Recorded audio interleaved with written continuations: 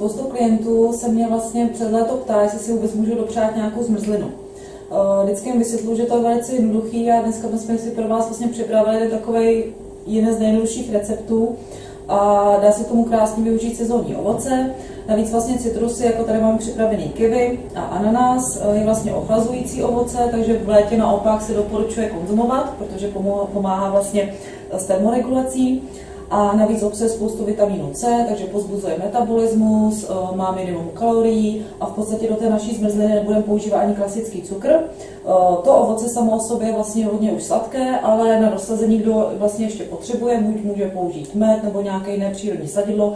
My tady máme konkrétně teda sirup z agave. No a pak už stačí vlastně jenom nějakých pár tvořítek na nonuky. Všechno se vlastně rozmixuje a nám dá vlastně do tvořítek, ale to uvidíte za chviličku. Jsme si rozmixovali, určitě jenom ještě upozorním, je potřeba přidat trošku vody, my jsme přidávali tak zhruba tady pocať a ta hmota je úplně akorát.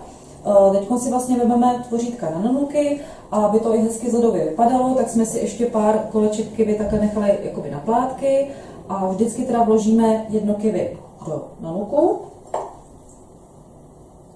Zalijeme to vlastně tou hmotou. Musím teda říct upřímně, že my jsme ho teda nakonec tu hmotu ani to ovoce už nedoslazovali, protože bylo krásně zralý, krásně sladký.